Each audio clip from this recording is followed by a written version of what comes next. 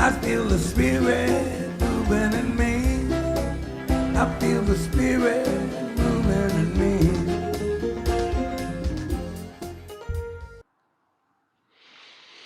me.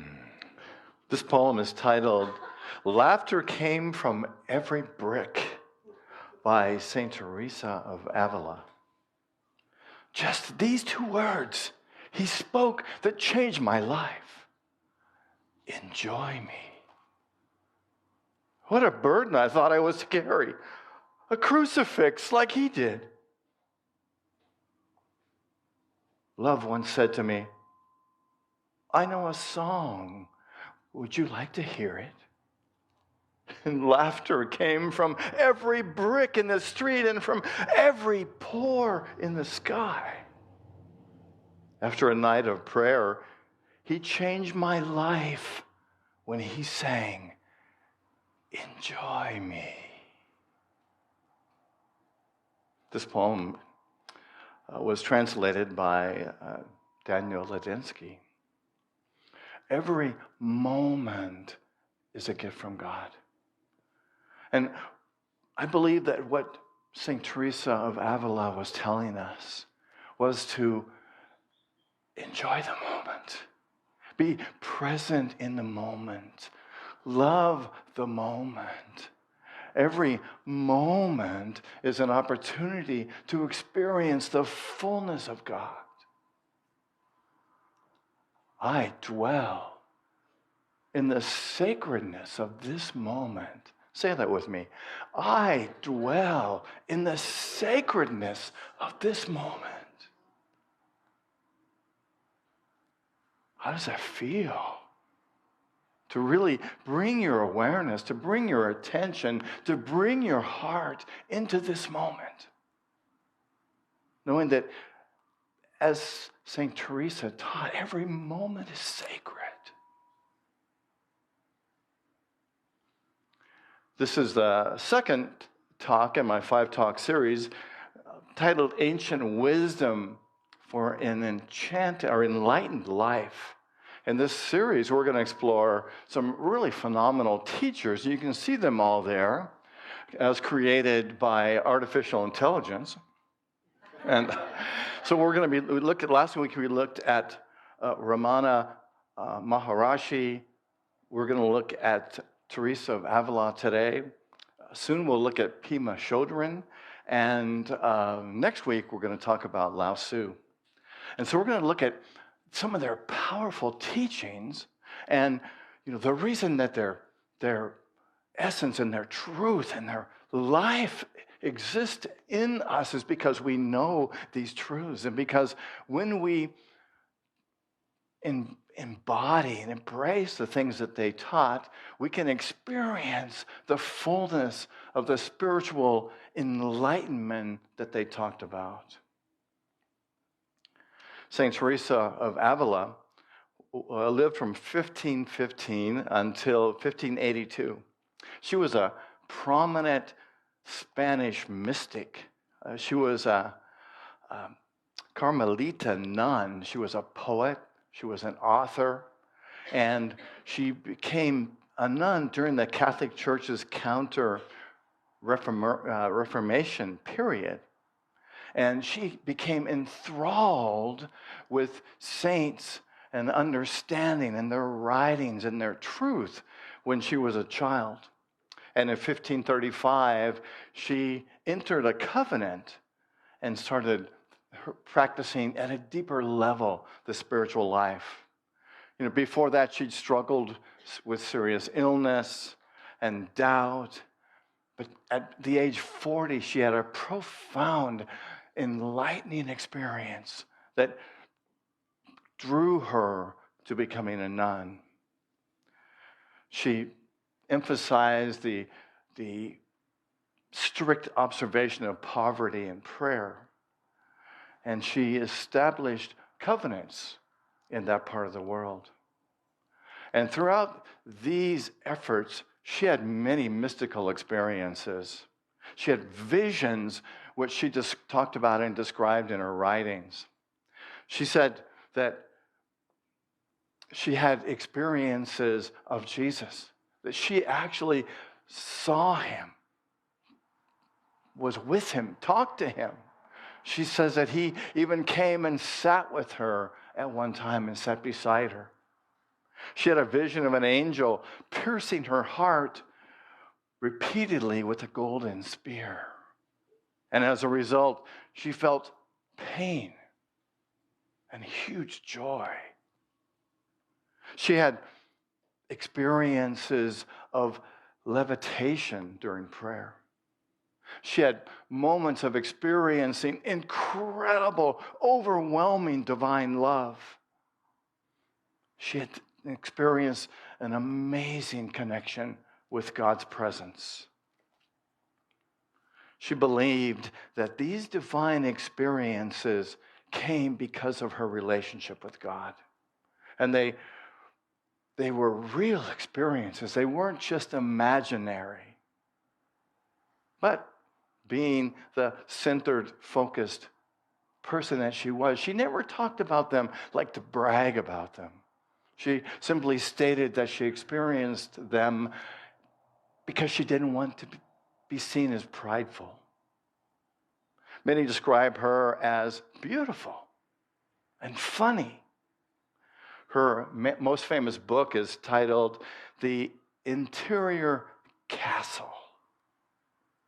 And in her book, she describes the journey of the soul through the 7 mansions of spiritual consciousness, of spiritual growth, until the person reaches the center where the presence of God lives.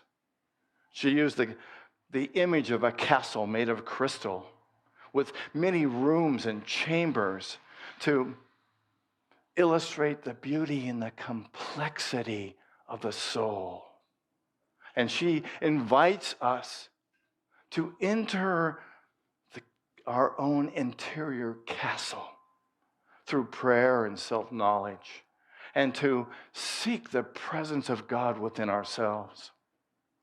She was canonized in 1622, and her teachings about contemplative prayer and spiritual growth continue to inspire people today. St. Teresa had many teachings and many beliefs. I love this. She believed that God was everywhere present in the world, everywhere, in all things. And she believed that we can encounter the presence of God by cultivating our inner awareness and by really connecting with that essence and that truth within us. She taught that mindfulness reveals the sacredness in every moment. And when we are totally mindful and totally present in the world, we find the presence of God. And she believed that being still and being receptive is what opens us to the wisdom of Spirit, to the wisdom of God. And she encourages us to find spiritual metaphors in the ordinary things. And I've got a number of examples about that. One day, Teresa sat quietly sewing and mending clothes with her nuns. And the other nuns were chatting lightly and happily and laughing. And yet, Teresa remained silent. And after an hour, one of the nuns said to her, "Teresa, why are you so quiet when we're laughing and being present to each other?" And Teresa said, she smiled gently, she said, "I was meditating on how the sharp needle must pass repeatedly through the cloth to make these stitches strong and hold it together. I saw it as an image of God's love. Through quiet, repeated persistence, God can penetrate and unify the soul." The young nun was amazed at how St. Teresa found such spiritual meaning and contemplation in the simple act of sewing. This showed Teresa's ability to cultivate a profound awareness in any activity by giving it her full attention. For St. Teresa of Avila, living purposefully meant being totally present, whether at work or in prayer. And this allowed her to perceive divine lessons and connections through divine guidance in the present moment. Another time, St. Teresa was walking through the courtyard of her convent when she spotted a tiny lizard. She picked up the little lizard and she held it in the palm of her hand. As she gazed at it, she was filled with awe and reverence for God. In that moment, the tiny creature seemed to become a messenger of divine wisdom. And St. Teresa said that she felt that God was speaking inwardly to her, saying, "This tiny being, my beloved daughter, can remind you of the greatness of my power. See how I can magnify my grandeur in such a small thing." Teresa was profoundly moved by this spiritual insight. And as she realized how this tiny creature, fashioned by the presence of God, with such astonishing features, in such a tiny form, could emulate the presence of God. From that day forward, whenever Teresa came across a little lizard, she remembered that moment and gave thanks for the lessons of God that can teach us even in the smallest creatures. St. Teresa had other visions in simple things. While gazing at the water pouring from a fountain, she suddenly grasped at a deep level the refreshing surge of divine grace that God pours out to us. Observing a silkworm weaving its cocoon, she was struck by how we must similarly labor patiently and meticulously to weave our life with God. Seeing a tree swaying in the wind, she understood in a flash how we can adapt and bend to that internal desire of God within us and not resist that which wants to express and experience us. The song of the nightingale inspired her to sing God's praises with equal joy and abandon. Gazing at the stars, she felt immersed in the majesty of God's creation. And this moved her to awe and worship. And noticing how gradually dew forms on the grass, she gained insights into how God's grace gently nourishes us in our soul.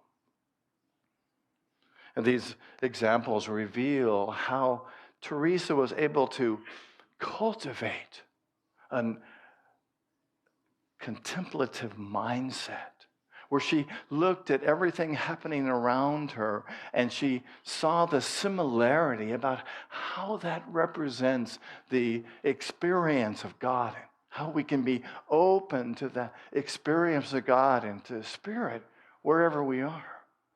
Because remember, she believed that God was everywhere, not just up on a cloud like some Catholics might have thought, but a presence that we all have access to, that you have access to. And you too can cultivate the ability to discern profound insights from ordinary occurrences. I invite you, while observing a flowering tree or a flower, to reflect on the miracle of growth and renewal, to consider how your soul can blossom in the same way, to experience the beauty and the fullness and the potential. While listening to music, be mindful of how certain melodies and lyrics stir your heart, to allow yourself to feel that and to let it carry you into a contemplative place. The next time you're having a conversation, which will be pretty soon, notice how the conversation feels to you. Is it uplifting? Is it expansive? Or does it make you want to shut down? And how can you bring expansiveness to that conversation? How can you stand in the truth of your presence and be so much in that moment that you bring love to it and transform not only your perception of it, but the experience of it for both you and with those that you communicate with? Anybody ever wash dishes? Next time you wash dishes, be with the dishes, right? Be with the warm water if you use warm water. Be with the soap if you use soap. But just be present and feel the feeling of it. And to recognize that the presence of God is right there in the midst of this task that we all must do, or some of us must do. Maybe you don't have to. But just be present, making space for the peace that's in that moment. Or the next time you take a walk, pay attention to the sights and the sounds and the feelings and the sensations. And let your walk become a meditative experience. Just to be in the moment and not caught up in the thoughts, other than the thoughts of being present right now, enjoying this amazing being that you are, connected to all life, connected to spirit. While waiting in line, everybody ever done that? Go to Whole Foods, you'll find a line. And what a great place to be present in the line and to practice being patient. Just to practice observing what you can see, to stand there and send love, to see this, to see yourself as a beautiful expression of God in that line, sending love to everyone around you, being present for them, loving them, looking them in the eyes if they'll look at you, and smiling, sending that love. Isn't that what God wants us to do? Isn't that what we are designed to do and to be? Or the next time you are preparing food, reflect on where the food has come from. All the hands and the thoughts that touch this food, to bring it into your kitchen and to give thanks for it, to give thanks for the ability that you have to be prosperous and to eat. How about folding laundry? Anybody ever fold laundry? And while you're folding your laundry, do it gently and carefully, moment by moment, practicing, feeling the temperature of the clothes and appreciating the cleanliness of the clothes. and just being present to them in that moment. To recognize that the presence of God is right there with you in that moment, celebrating these amazing, beautiful clothes that you get to wear. Next time you're exercising, anybody exercise? Haven't we discovered the importance of exercising at a certain age? And appreciating as you exercise what your body can do, right? Isn't that amazing? Even at our age, we can exercise and we can be present to it and we can love our body while we're exercising, because that's why we're doing it, right? We're sort of saying to our body, I love you. I appreciate you. Oh, I want you to operate at the highest possible level that you can. And I really care about you. And feel the gratitude for the health that you have in your body. And the next time you eat, which won't be too far from now, I imagine, breathe and eat. Breathe and eat and slow down. Taste your food. Be grateful for your food. Love the sensations in your mouth when you chew the food, when you swallow the food. It's incredible, right? Nobody agrees. I know you do. And you're probably thinking, I can't wait to get out of here to get something to eat. But just be with it. Enjoy it. Love it. Taste every bite. The key is to maintain an open, patient awareness, allowing all of the insights and all of the love that you are to embrace every moment with you. And this is where we find that the spiritual can become present in the ordinary. So as we conclude our exploration of Saint Teresa of Avila and her profound wisdom, I hope that you're inspired to practice some of these things, to be more present, to carry some of her teachings into your life. Though she lived centuries ago, the truth still remains, the message still remains. For us to be able to find the sacred in the present moment, to be mindful, contemplative, and remember that you can cultivate a quiet attentiveness, even in small ways. And try to approach even the most mundane tasks with care and undivided attention, as St. Teresa did while sewing. Set a time each day to sink into the stillness, just to rest and to appreciate the moment. Not to be about the doing, but just being present. Appreciating this amazing life that you have. To see the world around you with new eyes. To be open to the hidden grace in the spiritual lessons that are contained in ordinary things. From trees to nightingales.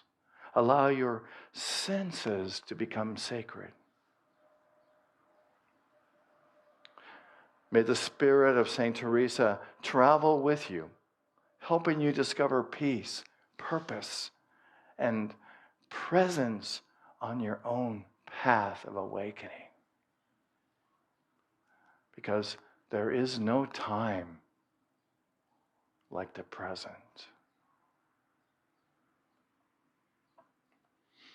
And there's no time like the present to enjoy Robin and John. Do a meditation.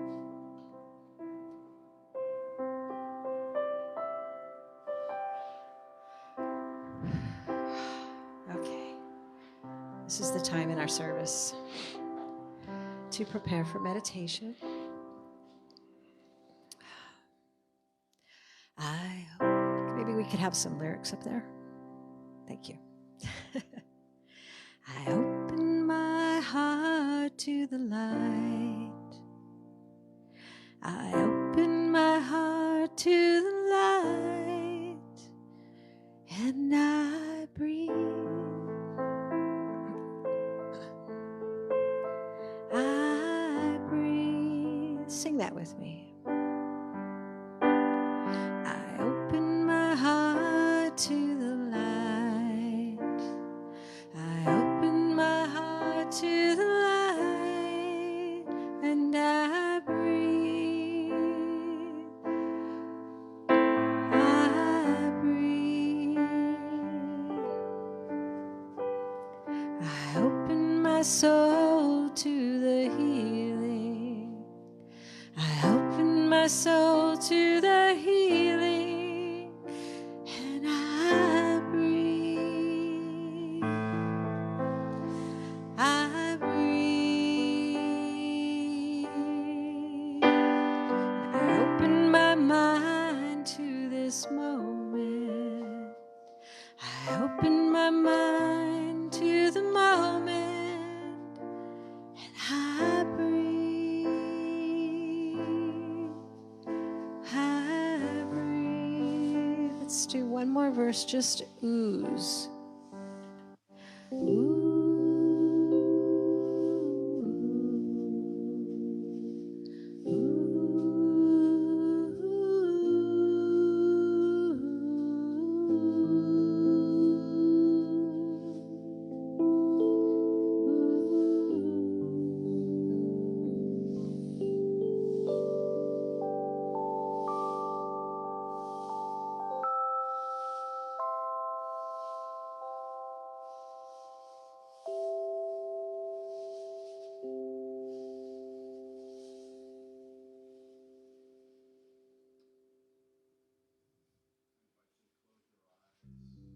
And to bring your attention to your breath. Breathing in and breathing out.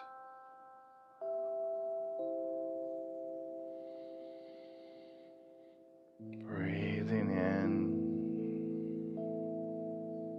and breathing out.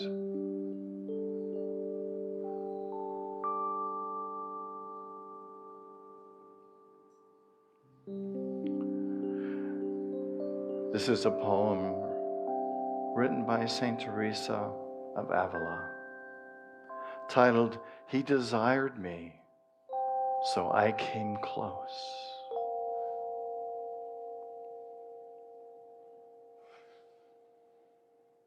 He desired me, so I came close. No one can hear God unless He has prepared a bed for you. 1,000 souls hear His call every second.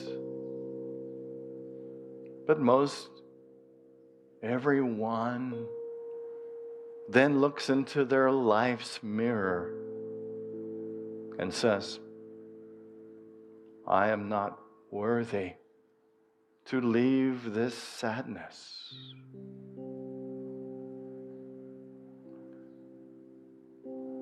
When I first heard His courting call, I too looked at all I had done in my life and said, how can I gaze into His omnipresent eyes?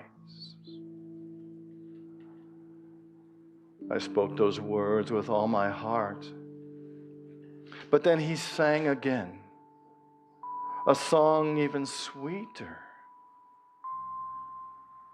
And when I tried to shame myself once more from His presence, God showed me His compassion and spoke a divine truth.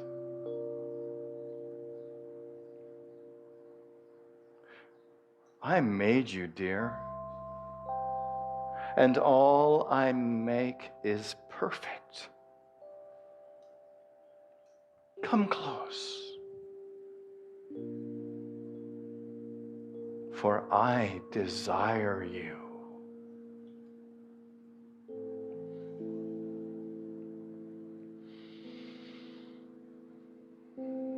Breathing in to breathing out.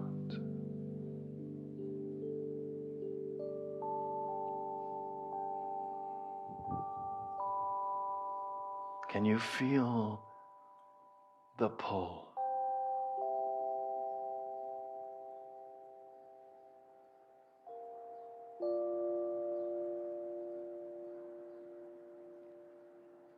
And I invite you to open your eyes when you're ready.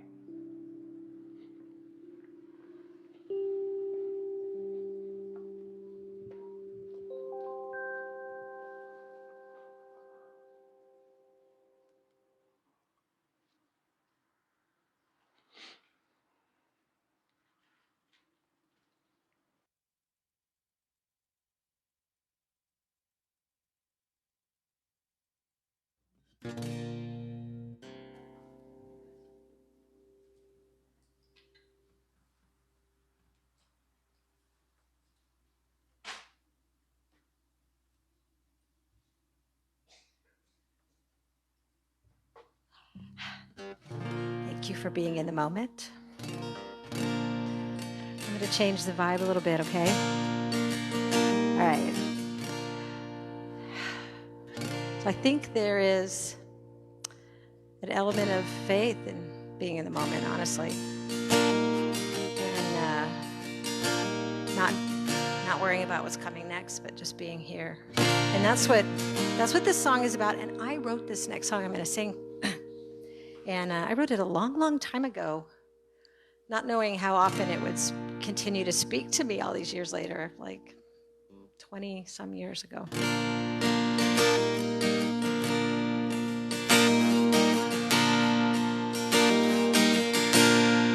Rain falls down hard, a dark mountain road, shiny black path, the yellow line glows, flooding the way through the fog and the haze, but only a few feet in front of me show.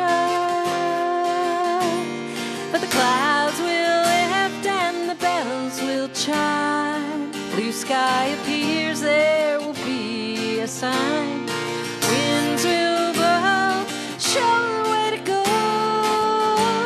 It'll all come clear in time. All come clear in time.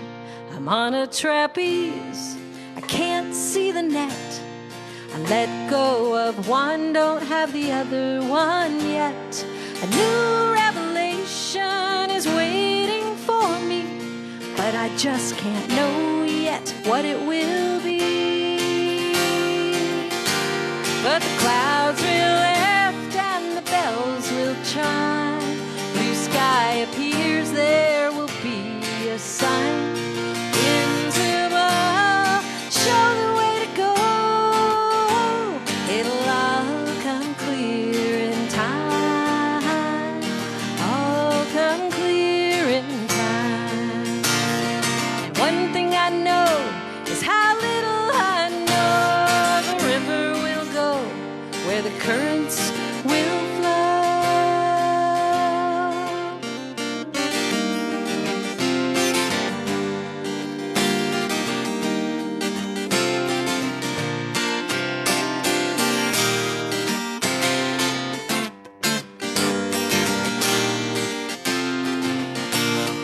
Which way to go? Which way to turn? Trying to feel where my passions burn. I look for a clue. Fear clouds my view. Now all I know, I must trust and let go. And the clouds will lift and the bells will chime. Blue sky appears, there will be a sign. Winds will blow, show the way to go. It'll yes. Clouds will lift and the bells will chime. Blue sky appears, there will be a sign. Winds will blow, show the way to go. It'll all come clear in time. Oh, come clear in time. It'll all come clear in time.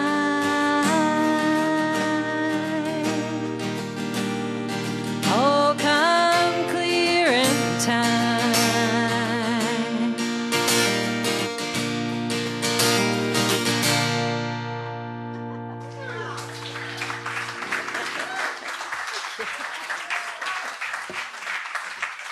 This time I invite you to prepare your love offerings.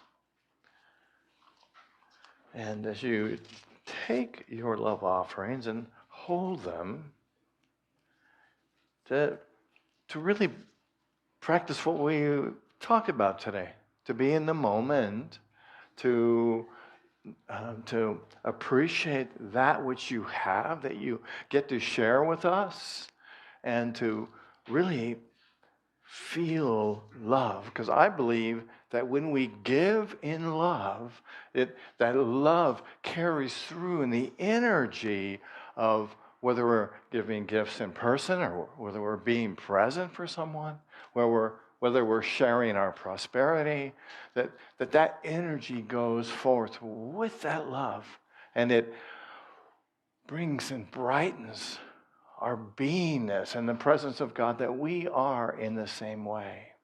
So as you hold your gift, I like to hold mine near my heart because I'm giving with love.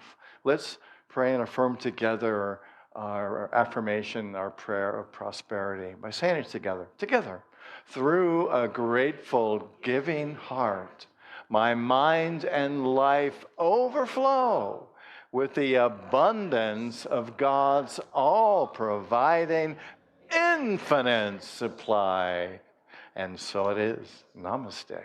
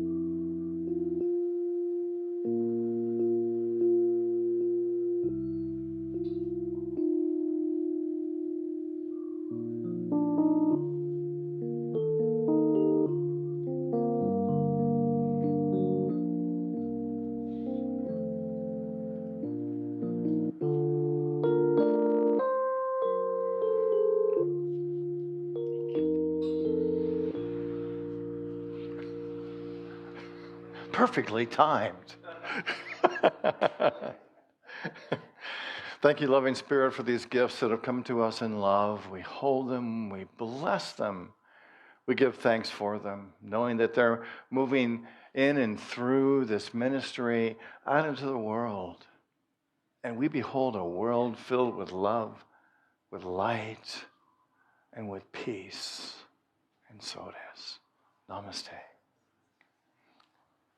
All right, we've got a few announcements today. Everybody says, yay! Oh, they did that already. All right. Oh, these amazing flowers behind me were offered by Kate and Kealoha. And is that incredible? Wow. Did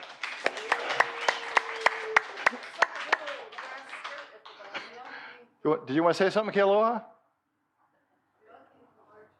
Oh, yeah, and everything, all of these came, all of this came from our property.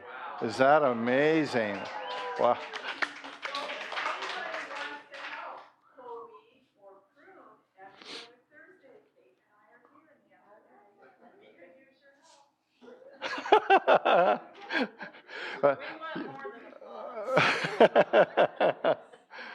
Well, Kealoha is just saying that if anybody would like to help is it every Thursday, right? Every other Thursday. Okay, it's in the e-blast, and you'll know you can come and help pull weeds and trim and do all the amazing things to help keep our property as beautiful it is. So thank you. This is incredible. Don't you wonder who put that together? No, we know. Kealoha did this. It's an incredible talent that she has. Oh, and if you would like to offer flowers on a Sunday morning, you can do that. There's a sign-up sheet in the back. Put your name on a date and tell us what you want to celebrate, and we'll be glad to mention it on Sunday morning. And, oh, yes, next Sunday is our annual meeting. And this is it's often called an annual membership meeting, but the meeting is open to everyone. And I want to encourage anyone here or out there who wants to come to the meeting. You can come. You don't have to be a member to come. And it's always fun to have people here who are interested, and you can see what's happening at Unity on Maui and kind of what our thoughts are about the future. And it's a great way to participate in this incredible community. So, but you do have to be a member to vote. Yeah. Is it here? It's here, right there, next week at 12:30. Yep. And what else we got? There's still a meditation happening on Tuesday nights. The Kundalini meditation by Prashante is offering that. So that's happening right here from 6 to 7:15 every Tuesday night. And Mike is planning a hike for October 28th. It's a Saturday. We'll meet here at 3 o'clock and return around 6. And the destination will be determined at the time. Or you can always talk to Mike, who's right there, and ask him what his thoughts are in the moment. You might get a heads up on where the hike might be. And also, I got a huge deal for you today, only available today. All of these beautiful words that are behind me is basically a summary of what I talked about today. And you're getting your money's worth today. It's 2 pages where it's usually 1, and it's available on the back table, and you can take it home and help you to remember what we talked about today. It's like the cliff notes, exactly, of my sermon. All right, and so next week we're going to continue our series, and we're going to be talking about Lao Tzu, and I think it's really an appropriate talk because what we're going to talk about is how we individually and our society and our world can be so separated by dichotomies. And so we're going to look at what can we do to align our consciousness? What can we do individually? And that's where it starts, to unite our beingness so that we can project that out into the world, the sense of connectedness and the sense of oneness. And so come next week, that'll be happening right here. And you never know, Lao Tzu might even show up. Stranger things have happened. And so I think that's about it for today. So why don't we stand and we'll pray the prayer for protection, and then we will join hands and sing together the peace song. So let's say the prayer of protection together. The light of God surrounds us. The love of God enfolds us. The power of God protects us. And the presence of God watches over us. Wherever we are, God is. God bless you, friends. Thank you for being here today. Where I live, there are rain.